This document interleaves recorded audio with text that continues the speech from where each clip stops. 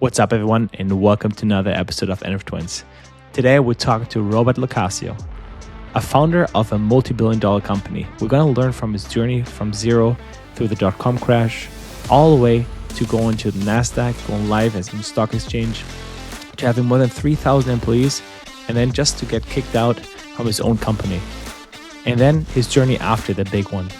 Now he's starting off his new company in the AI space, Kidco.ai, where he's teaching kids how to be better with AI and having a cool companion to talk to and learn from. We're going to learn a lot from him. He's going to tell us all about his mistakes and key learnings. So stay in for this wild ride. It's going to be a fun one. I'm LoCascio. I guess my claim to fame is I invented when you chat online for customer care. So if you ever chatted on a website in 1997, I invented this technology. Believe it or not, it didn't exist. I was building websites for e-commerce, small businesses. And I thought, why can't you chat online versus sending in an email or making a phone call? And that started me down the path of building a very large, what became a public company and and the leading conversational AI company that, for contact centers and large brands and telcos and healthcare companies. We ran them all. It was a multi-billion-dollar business. It was, funny enough, in February of 2022, Fast Company put out its top 10 AI companies, and the company, it was called LivePerson. It was number one, and number two was when AI was number two at the time. Oh, it's been $500 million revenues. Like, obviously, they did a little bit better, but they had they had a better mousetrap than we did.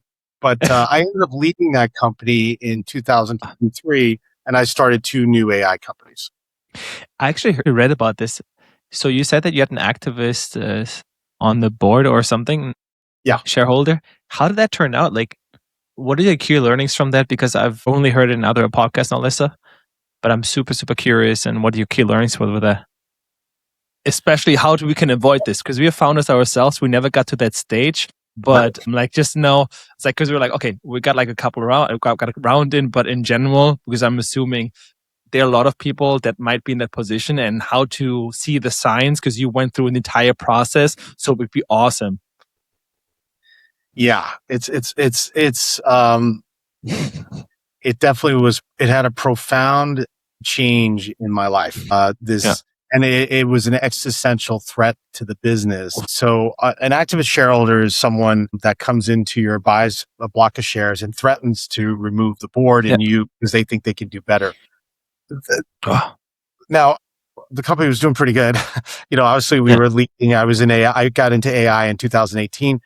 So the motives are not very pure. As much as I agree, like I always felt, if I can't do the job anymore, I shouldn't do the job. I was that type of a CEO, and I had to perform every year, and it's a public company every quarter. With that said, there's sometimes where these people come in to destroy a company. Yeah, and we've seen it. Like, you can take Bill Ackman now, who's like, he's on social. But Bill Ackman went into Sears or J.C. Penney's, and he literally went in and thought he could do things, and he ended up leaving that company dead. And there's Eddie Lambert. There's like, I can name thousands where they'll come in. There are also good people that are coming in and they have good ideas and like, look, I can help you. And maybe it does mean you leaving, but I'm going to put in a group that maybe you can't see. I get it, but this group was just about destruction, and I could sense it at the beginning. And anyway, I ended up settling, giving them board seats, and then I ended up fighting my own board. And eventually I got to a place, you fighting your own board, because I could see that this was going to be a disaster. And by the way, it's 3 years ago and we could talk about what happened, but I fought it until one day it was no longer worth it for me. And it's weird to think after I built something from zero to 3,000 employees, over $500 million in revenue. That's wild. Yeah. I had to walk. I walked from it. I was tossed from it, to be honest. They just cut me off because they like to do that kind of weird stuff. And I had to move on. Subsequently, the company went from being a multi-billion-dollar company. It's worth 30 something $million. It went from $1 million down to below 200. It's crazy. And that 98% decrease. And interesting enough, the activists sold all their shares right after I stepped down and left. But left the board. They left people on the board and they left the place a mess. And so that's 3 years Yeah. ago. And I basically, it's a sign of God. I was like, I'll move on. Yeah.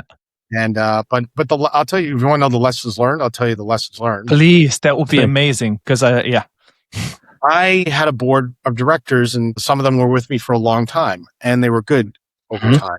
Interesting enough, when the activists came in, the good board members, some of them left because they were like, I don't want to be a part of this because it became a very dysfunctional thing. And good people don't want to be part of that. And especially board members, they're successful. They've done things in their lives and they want to move on.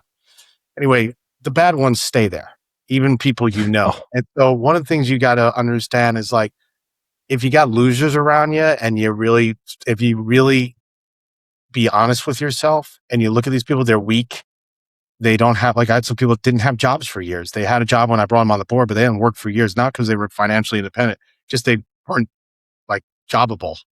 And they needed this. They needed to have this thing. And no matter how bad it would get, they would stick around. There's still people there who have rode the whole thing down. Think of that. They wrote it when I was there, before I was there. They were there for me for 10 years. They wrote it down to a $30 million company. They wrote it down. Fine. The second part is we grew from a $900 million market cap to 4 or 5 billion or 6 billion during COVID. And I didn't prepare myself for, we were on the radar of a lot of people. And so you have to almost know where you are. And at that point, I probably should have put a ring of protection around myself and the company. There are people who can help you and they will protect. Well, how can you do that? How can you do that? Because that's super interesting knowledge because I never heard about this. And there's so few people who actually reach the company to get to that stage to actually share that knowledge. How would you protect yourself in the company for bad actors? So for instance, I ended up, there's a very well-known lawyer called Alex Spiro, and Alex is Elon Musk's lawyer. And he's the lawyer. He's, if you Google Alex, you'll see him out there. I got Alex, but I brought Alex late to the game and he wasn't there all the way through. And so by the time I picked him up and he was helping me fight the board, it was like a lost cause in many ways, where a person like Alex, he is working with to protect people, because as you become more successful, people want to ride off your coattails. People want to get a free ride. I get it. You're working your ass off and people would like to just get a piece of that. And you have someone around you who's dealing with, they understand that. And I didn't have a full understanding of that. And so I grew so fast that I didn't have a full understanding of it. So these are the things, I made mistakes. I admit I made mistakes and opened the company up because of weak people I left on the board, and I didn't have the protection we needed to defend the company.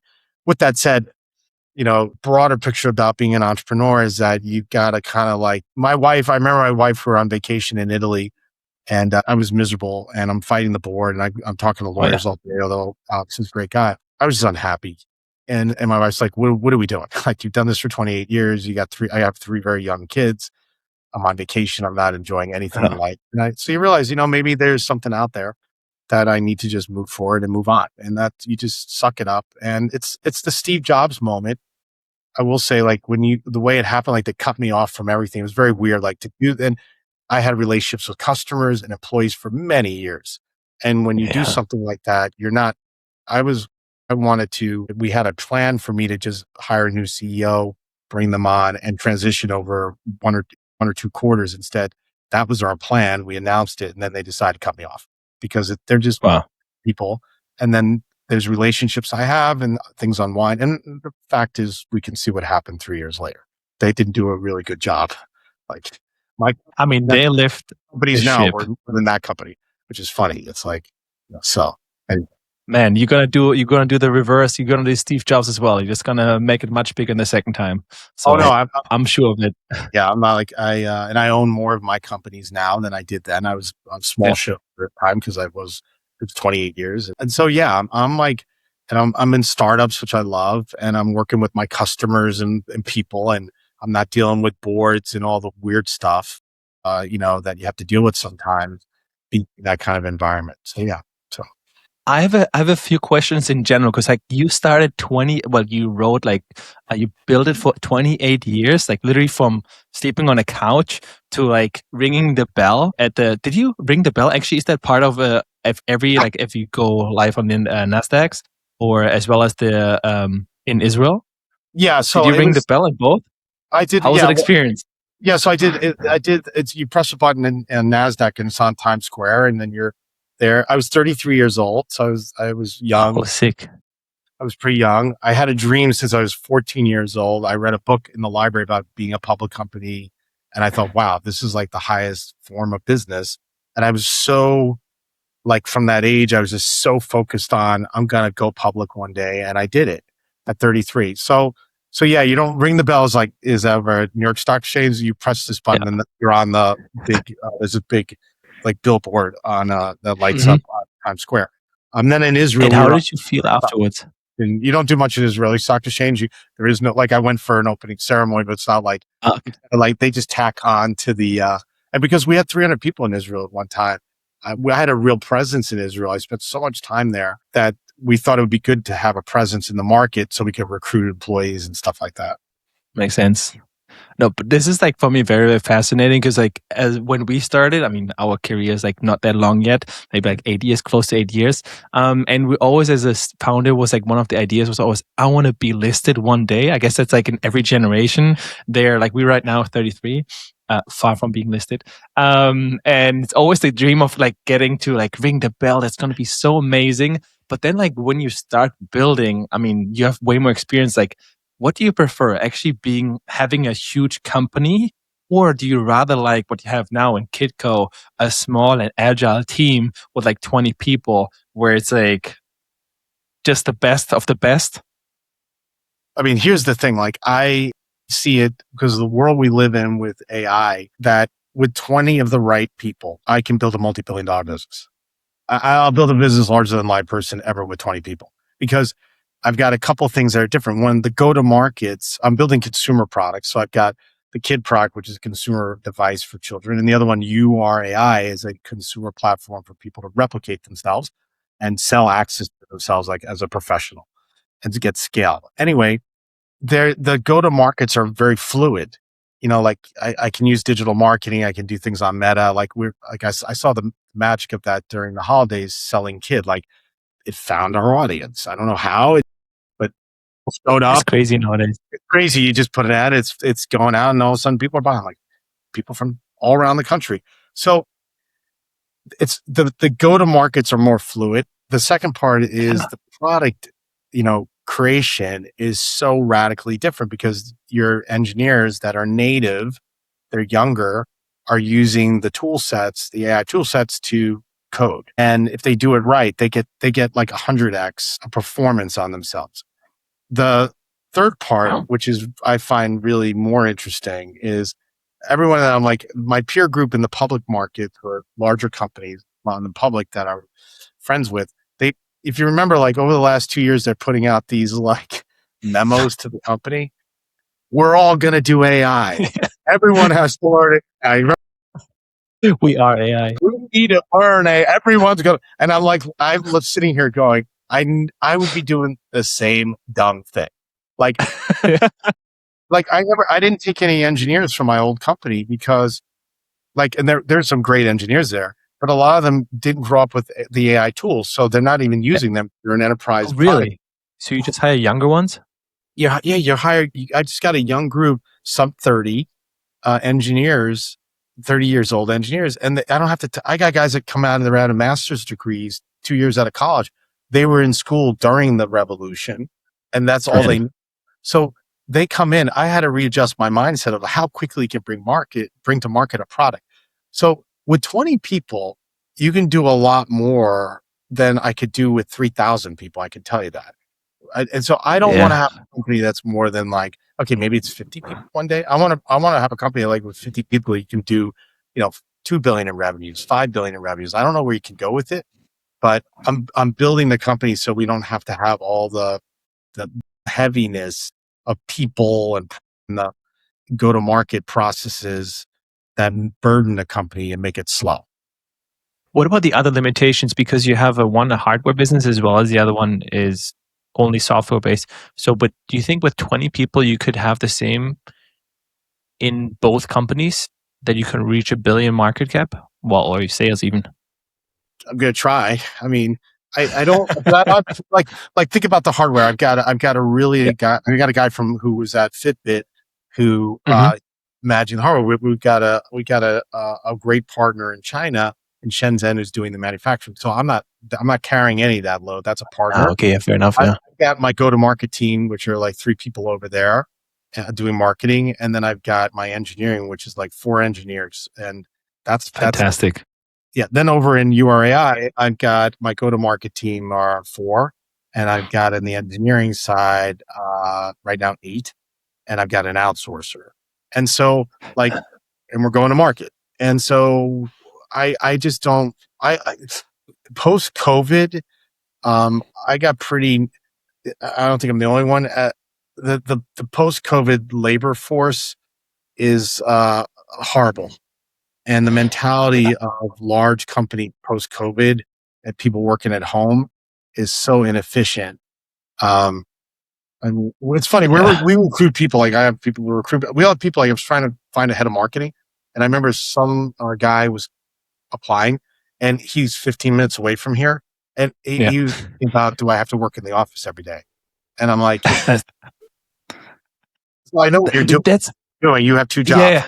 Yeah. You got 2 jobs. Like you're literally 15 minutes. You can walk here in like 45 minutes, but you can't like get in a car and go 15 minutes down the block because it's burden. And I mean, what's the burden? I don't really like to be, because if you're in an office, it's all these excuses. You're like, yeah, because I want to have 2 jobs. I want a side job, a side hustle. I got guys that so many people are even like VPs at companies that when I meet, they're like, I can do some side hustling with you and do some marketing for you. I'm like, but you work at a company. Like, how do you have time? Yeah. I don't get that attitude. We have some friends as well who works in corporate and like higher jobs as well, like VPs, well, for our age, I guess.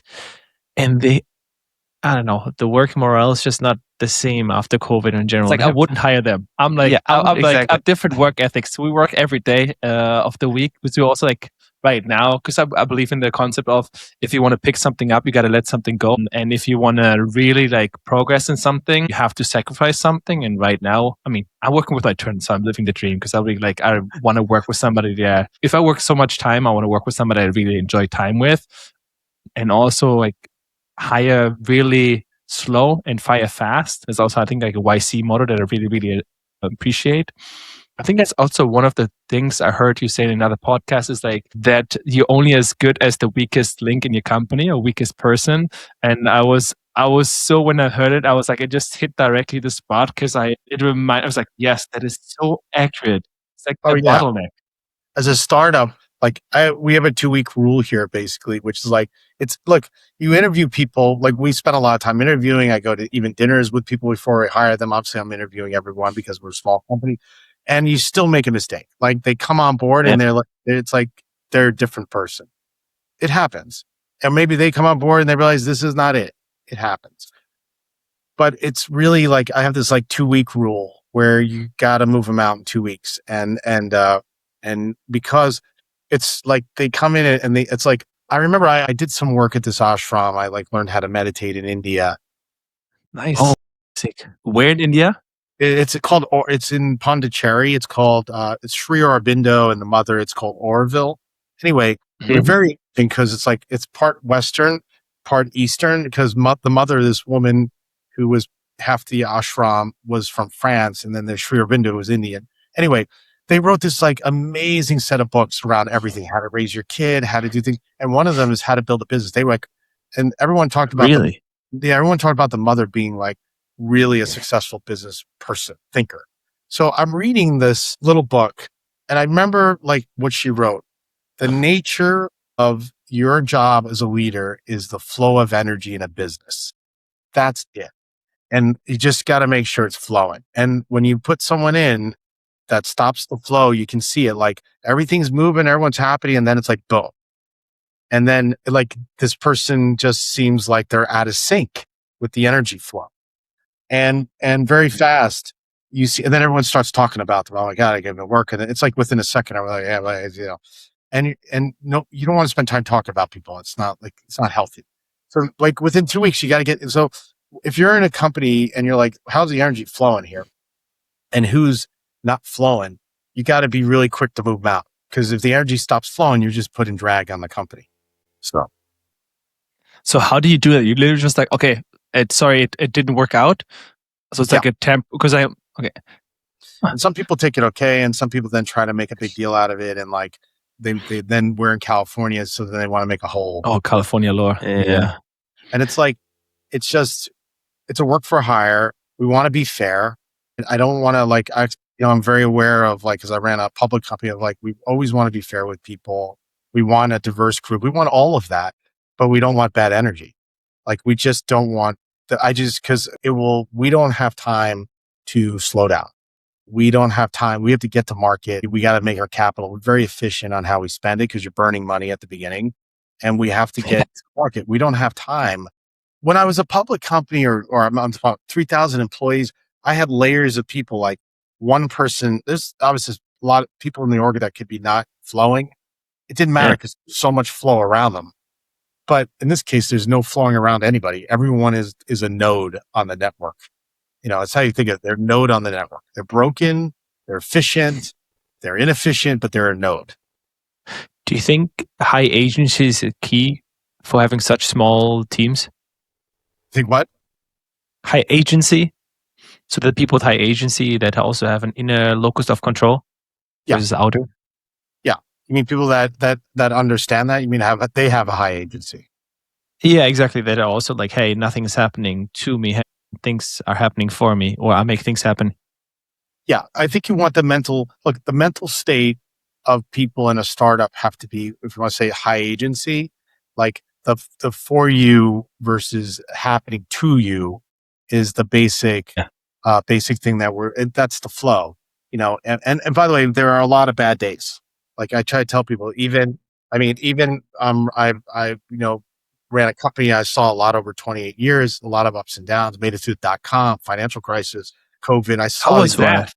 Yeah, the macro events. I had to fire 80% of my employees during the .com to survive. It was then we experienced 9/11. I was in New York. So right behind that, the Twin Towers come down, and that was a whole other way to manage people through the fear of, potentially getting killed or being hurt physically.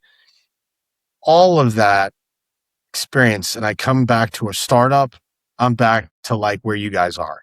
I'm no different than anyone else. Like, I got a good day. I got like, it's like a 1 to 5 ratio. You get like that one awesome day, and you get 4 days where you're like, okay, like, what am I doing? You're just digging through. It's like, get the shovel, guys. It's like, it's always, you wake up in the morning, you're like, this is going to be great. And I like, how's our build going? And like, I have one testing, like, it doesn't work today. And I'm like, okay, yesterday was like awesome. Today you're telling me it doesn't work at all. And that emotional roller coaster. I remember when I left LivePerson, I moved my family to California. I was in New York, so I came to Silicon Valley. I said, I want to be here to start an AI company, and brought me out. My wife, who's only known me for 10 years, she was never there for the beginning of LivePerson and the build. She saw the end, like the glory day and the end, and so. Not the couch surfing part. Yeah, she didn't get that part. Right, exactly. And the ramen noodles, the good 5-star ramen noodles. Exactly. Chicken flavor.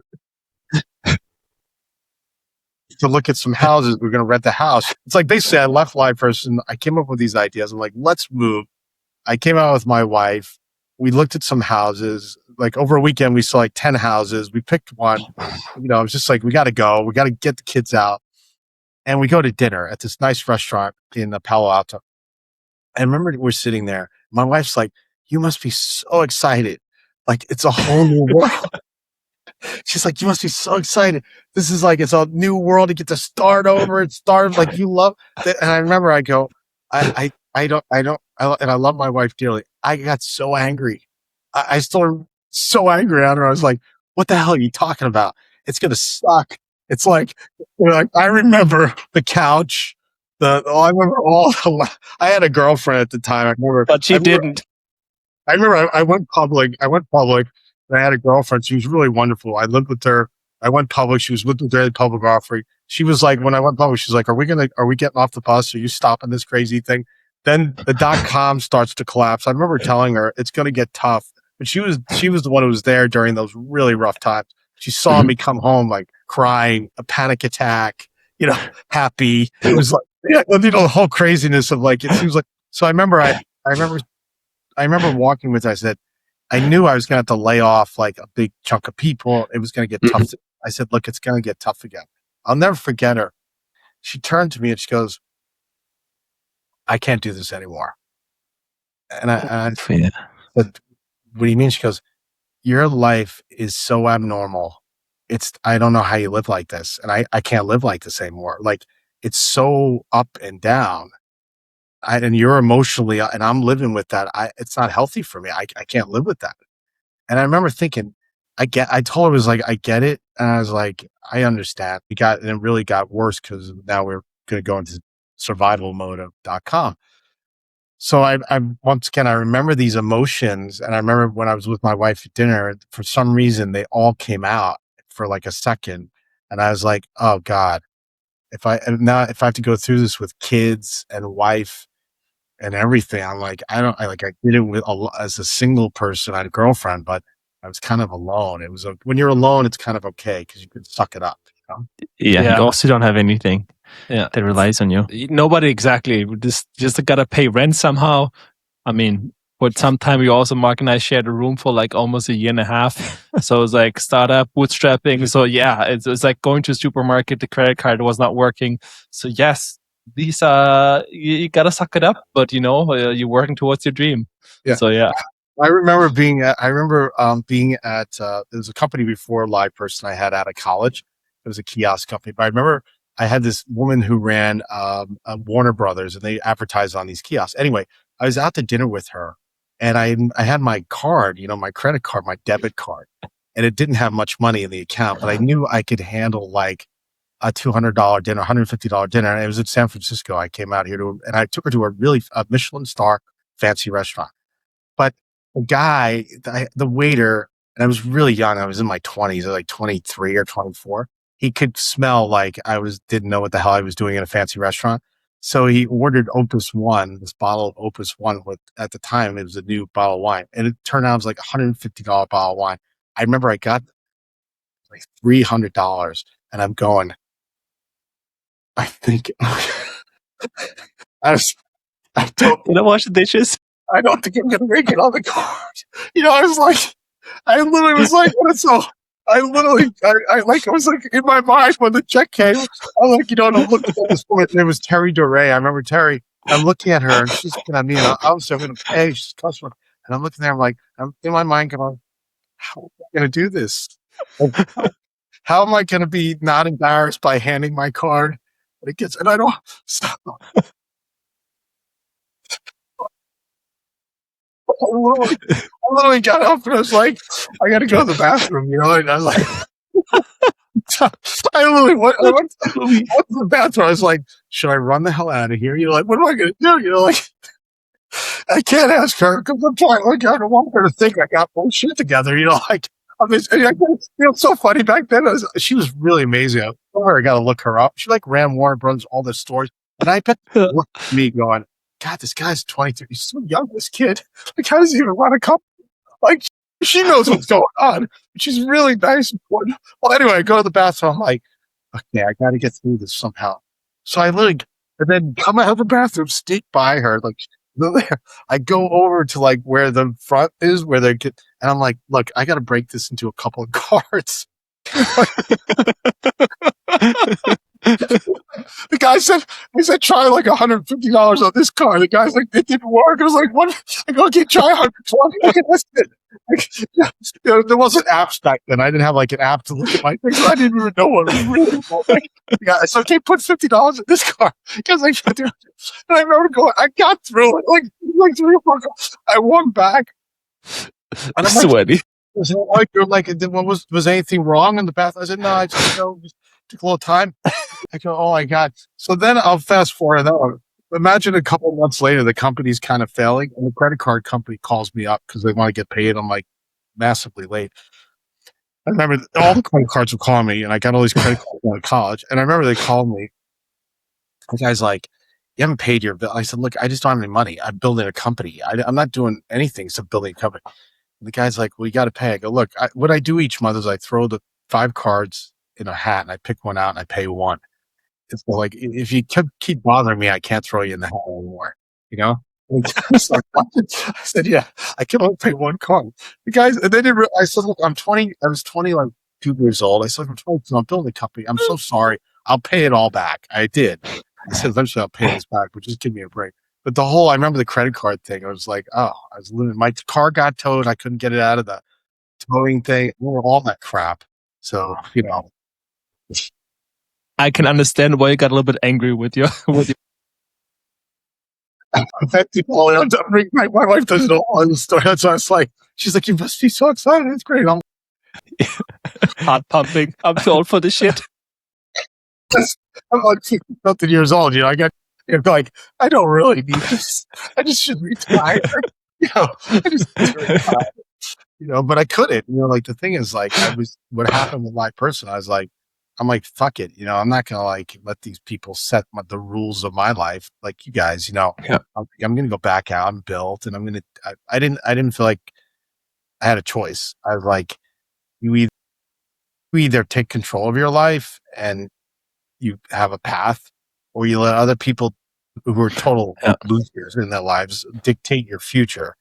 And I'm like, I'm not letting people dictate my future. Like, you can't do that, So that brings me to, how did you come up with the idea of Kidco.ai? Because I thought it's very, very fascinating. And then also in general, like with AI just for 4 to 12-year-olds, I think it's like a very cool niche. And then that's a physical product. Like for me, that's very, very fascinating, because like we're coming from AI and then just like seeing a physical product, integrating it. It's like super, super cool.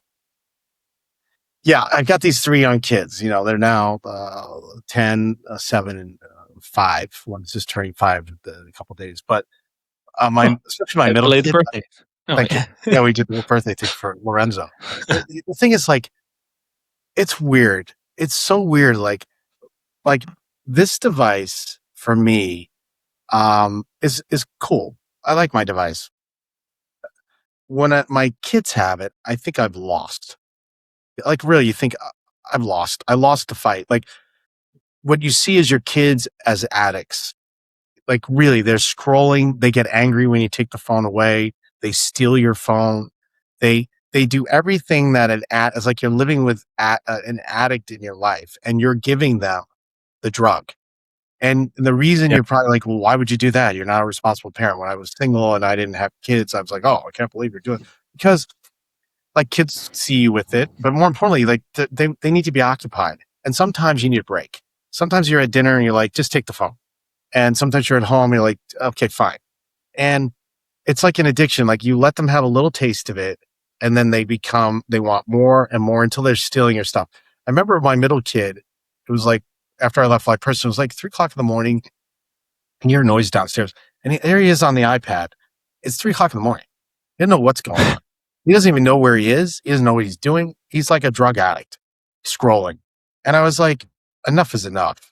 And I was like, I can really have an impact, and I can take my knowledge, and I think I can bring AI to these kids in a safe way. And I want my values. I want my values in there. I know what I want as a parent in the device and the content. I don't want some whack job on YouTube who's making, like, basically, crack candy for my kids, poisoning my kids' minds. And then you see your kids curse. My kids are cursing.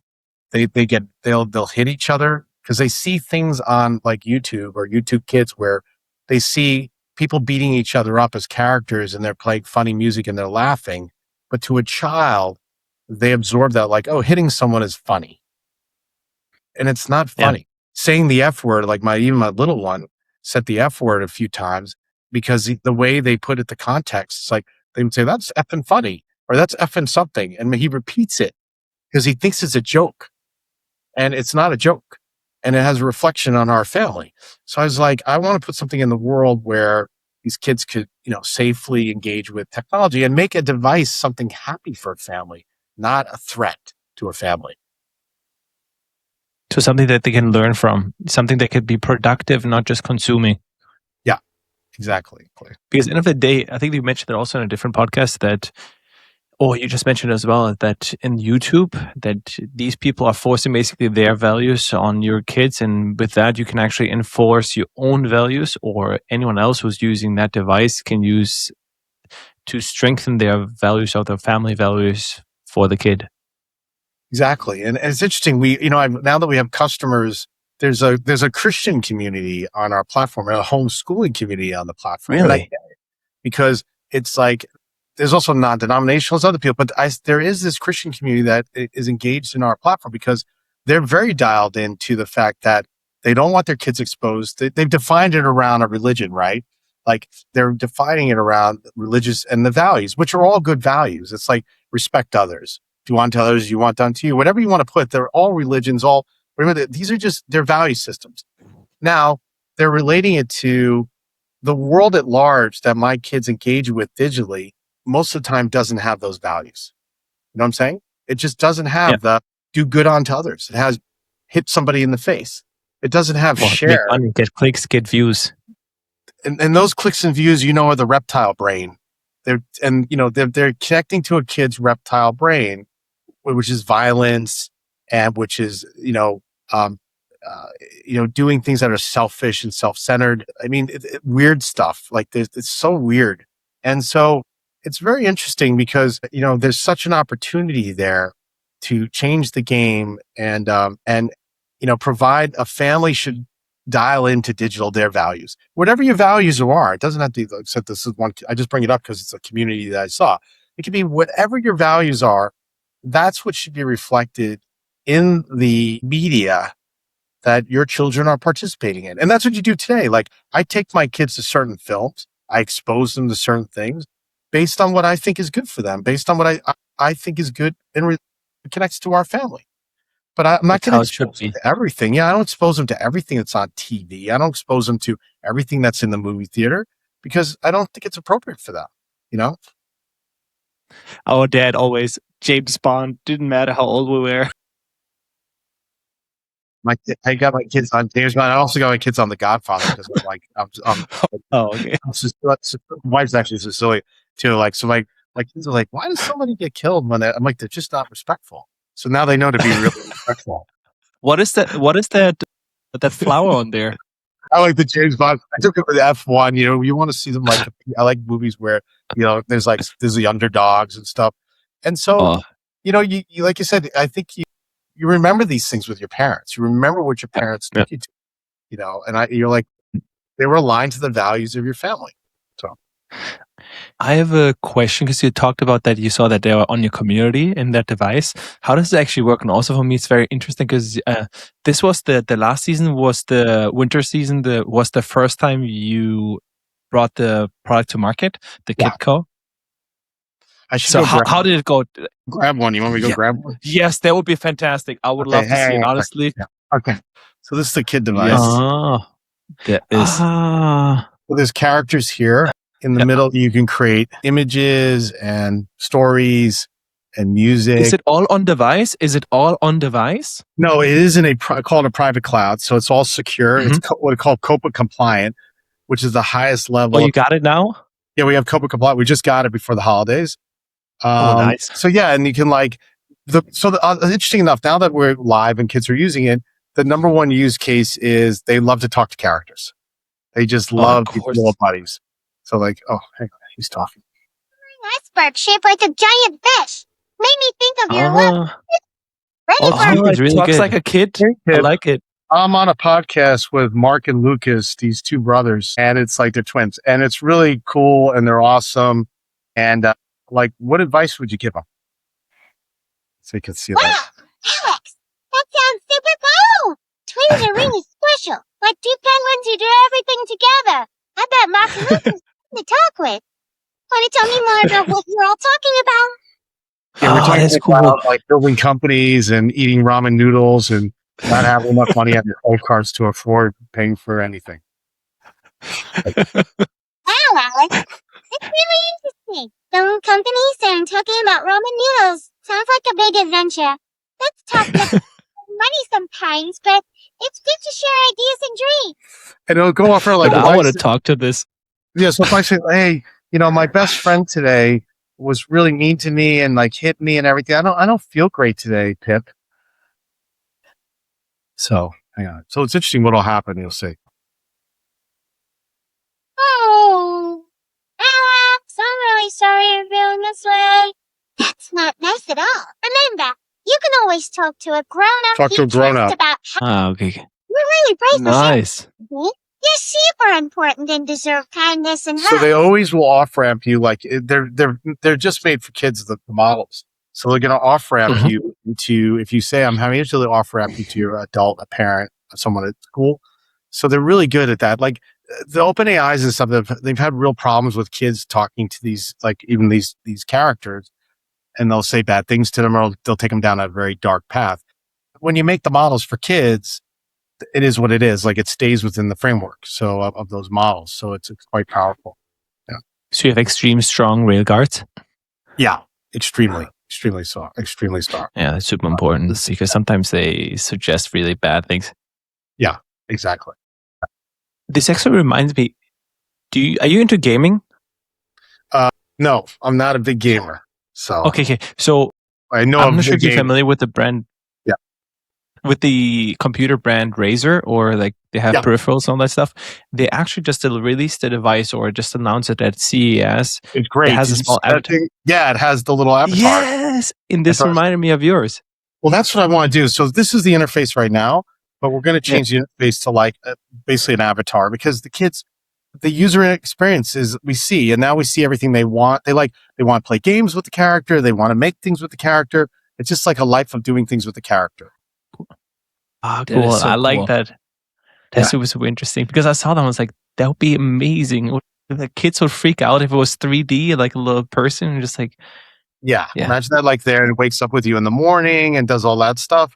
And then is like there a Tamagotchi, but cool. a Tamagotchi? Well, that's the way I want to kind of go with it. Exactly. I want to do and you can talk to it. That's the difference. It's like, it's super cool Tamagotchi because you can actually talk to it. It can be your best buddy. And we see kids are asking for like, they talk to it like a real friend, and they want it to be a friend. So there's so much more we have to do on developing the characters. We were thinking about character packs. It may be like sports characters, and you get all these cool sports characters, Ah. or there's a science character pack. So stuff like that. So Oh, that's interesting. I thought it was very fascinating. Also, I saw on the website that you can see how they're progressing if they learn some vocabulary or something like this. Yeah. Which is like, is it a special feature, or is it in normal conversations and then based on the kid repeating the word, it's being learned? Or like, it's for me like very fascinating to see how that's actually counted. yeah, so we have a parent app. It's called the Kid Parent app, and under Parent Yeah. app, the educational progress. So here it's where it tells me like the word completion. It's bringing up the data, word completion, learning rate analysis, current vocabulary stats, learned words, like new words they're learning. So that's all built into it. So it basically just shows it because they're talking to characters. How's their vocabulary doing better and better each day as they're interacting with the characters. Is there a way to have multi-language? Because, for example, Yeah. we live in Europe, and so you always need different languages. Yeah, we're gonna, like right now. You can. I think there's 3 or 4 languages in right now. But as we go outside the U.S. right now, it's a U.S. only product. As we go outside the U.S., it's easy to make languages because the models are already built for it. Yeah. So yeah, and we don't Also, need to like, do anything with the think of- interface. The interface has a little text on it, like it has categories, but we're gonna remove all that. It's just gonna be, you're gonna talk to a character, so the character will be in your local language.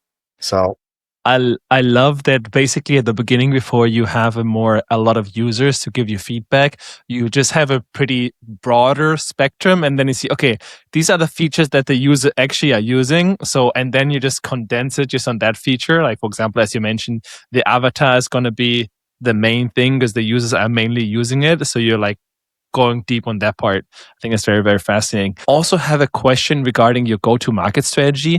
Did you use an audience co-founder? So Mark and I defined like an audience co-founder, basically getting an influencer on board at the beginning as a potential co-founder, or how did you go as a go-to-market strategy? we didn't, and that's stuff we're building on now. And like I wasn't sure we were going to get the devices in for the holidays, and it ended up we were. We actually got them literally like on the 17th of December. They shipped it. To ship them by the 24th. Okay. No, sorry. Wow.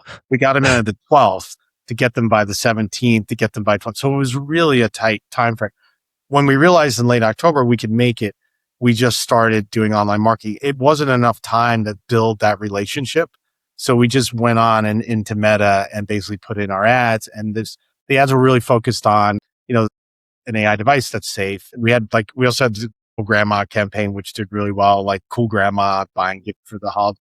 So there was a lot of holiday campaigning we were doing, which worked quite well. And we sold about 400 units in like 3 weeks. And then we kind of That's really good for a new product. Pretty good for a new product, no social influence. And we stopped there for a second.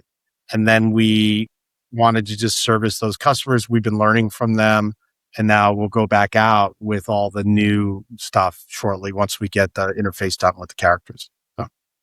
What was the key mindset learnings that you have while being now 50 in your 50s versus what in your 20s? Imagine you had to build this now when you were 20. What were the mistakes you would have done then, but that you already learned that you're not doing now? The device or just company in general? Well, let's put it this way. This company, you can go with device, everything. Look, when you're 20 years old, I remember this. It's like, obviously there's a lot of more new experiences you have, and there's a raw energy to a lot that you're doing. When you're older, you just have the benefit of age, where I've seen so many experiences. So life is a lot about pattern matching. And if you have a preset pattern, which by the way, could be good or bad, sometimes you're reacting in a pattern. You're reacting to a pattern that you think you see, and it's not really it. And you do the wrong mistake and you learn. Fine. But there are a lot of things in business that are very similar that I've gone through that are applicable to experiencing things today. So I think you don't have the raw energy. I have a lot of energy, but it's not as raw. It's more pointed. And my ability to assess situations and look at how interconnection between events, just because I was able to experience that, makes my ability to go to market faster. And then I have a lot more connective tissue in the world. So when I need to get things done, I can pick up the phone to a lot more people than when I was 20. But the benefit of a 20-year-old is that you don't have experience. Like when I entered the market with my first company, I didn't have any experience, nor did anyone else at that time. No internet companies were all new. So it wasn't like there was like someone who'd been out there 30 years or 20 years. But there's a benefit to that newness in thinking. So I think that the challenge of being older is you have to kind of check yourself about before I think through, is there a new way to do things, especially on the marketing side? Like I have a really great growth marketer who came out of Lovable, and there's so much. Lovable. We're using it. Yeah. He's one of the guys. How the growth.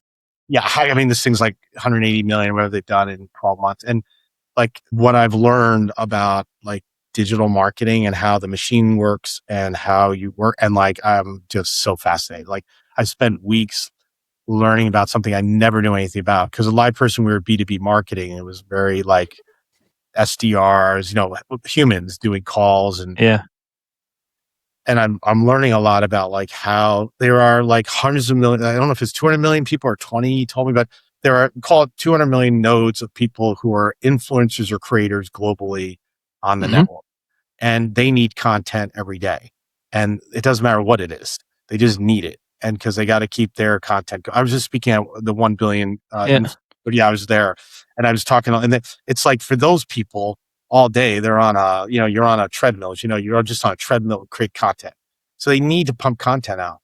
So it's like so you have this very fluid way to move your message through them, out into a market. And then there's all the layers of the influencers. There's like, there's clipping, there's all these layers of people and how they communicate, but all those people need to communicate ideas every day.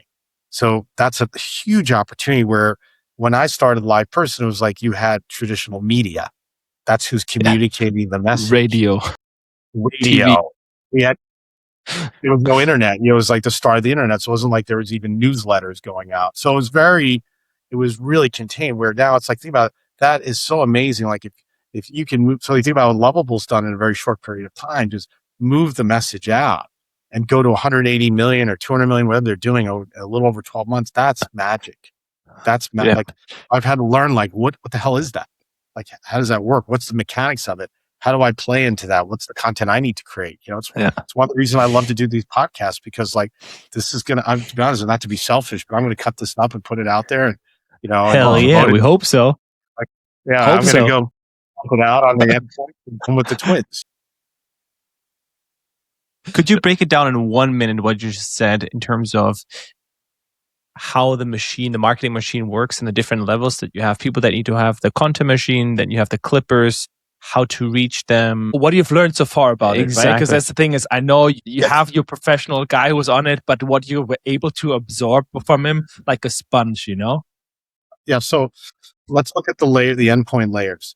So there are, once again, I don't know if it's 20 million or 200 million, you guys may know, but like, of the content creators and influencers globally. Okay.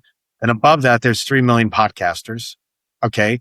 Above that, you've got a couple million people on Substack or whatever that is, and all those, you know, those types of, and then above that, you've got traditional earned media, right? Which are your New York Times and, you know, whatever you more online. So that's your pyramid of content. What's really fascinating, I found, is like, I went back and looked at, I have a tool that looks, you know, can look at, you know, topics and how they're trending and then who's trending them. And I started to look at this, like, you know, the AI bubble conversation that's out there, like AI is a bubble. Yeah. You're right. So I was watching, there's no bubble in AI, by the way. It's like, it's such a joke, but and the reason I say that Explain later. Yeah, I'll explain later. But anyway, I was watching how it was trending. So like it peaked in October, November, it started. And then what you see is that CNBC starts to talk about it. Then they connect it to the stock, to NVIDIA's stock, right? That's at the top of the pyramid. But why did CNBC even go after that topic?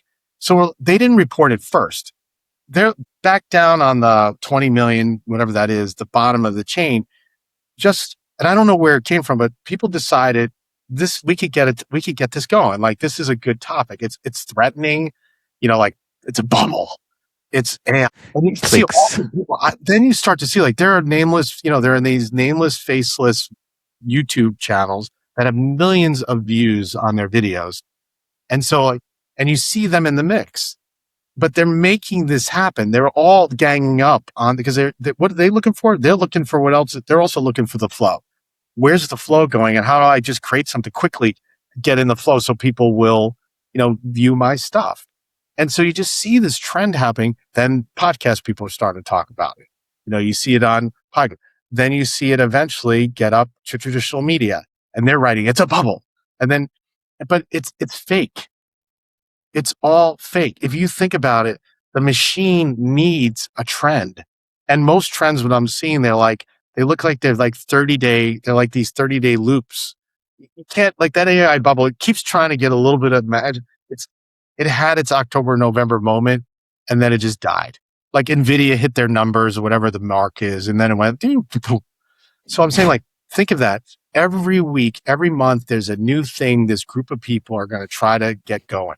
They're going to try to get it going. And it's not real. It's not real news. But and then all of a sudden the traditional media make it real news. And Trump, the great thing about our president is, like, he's like, He makes it great. Man. The Greenland thing's awesome. Like, I watch it. Everyone's talking about Greenland. You know, we're all taking over. I mean, it's just fine. Everyone, because it's these guys. Oh my God, it's like of course, you can talk about all the things of Greenland, right? And then bring in troops in Greenland. So it's crazy. It's just funny. So I saw, what can we do as a business to get in there? How can we create that thing? How can we create it? How can we get the wave going around our businesses? And how do you play into that? So that's how I look at it. Like, so it's a market. It's like a fluid marketplace, like stocks. There are trends happening in stocks and marketplaces for all sorts of reasons. A lot of time they're not rational. They're irrational markets. And at times, sometimes they will get back to rationality, but the marketing market is a market. It has irrational, rational, and it has money. It has makers in the market. There are people who push topics and stocks and ideas, and they're able to kind of gang up together and move an idea into the market until it becomes real. When I read it and see it on CNBC, or I read it in the Wall Street Journal, or the New York Times. And I'm like, it's legit. It made it. Yeah. I recently listened to a podcast and it said earlier, but back in the day in the 90s, the news were reporting about real life events, and podcasters, YouTubers in the early 2000s were talking about the news. And now it's the other way around. The news are talking about the YouTubers, the podcasters, and etc. and what's happening there. They're doing the same thing. They need to see because what they want to see is that what the hell are people going to read? Like if all that swirl is going on there, people will read about the topic. So I don't want to write about some nothing thing. That's why you don't really need a PR firm anymore. You need a market. You need to understand the analytics of the market, and you want to get in there, and it's fluid to get ideas in there. So I have to go on like 1 minute. I'd love to spend like an hour with you guys, and I know we had a little more. Hey, no worries. We had a great time. Please let everyone know where they can find you and tell Kidco.ai and yours. It's the letter U, ARE.ai. That's where you can create your personal AI. And then Kidco, if you have kids under the age of 12, I've got a device that's like awesome and they can play with it. And so come and I'm around. We're also in Los Altos, California. We have a store over here. So if you want to come by the store, you can come by. We give classes on AI to children. So it's a lot of fun. That's fantastic. Robert, we should definitely have another call. Yeah, I would love it. I really I honestly laughed so hard, learned a lot, and honestly had a great time with you. So yeah, highly appreciate it. Thank you, guys. I appreciate it. Thank you, Robert.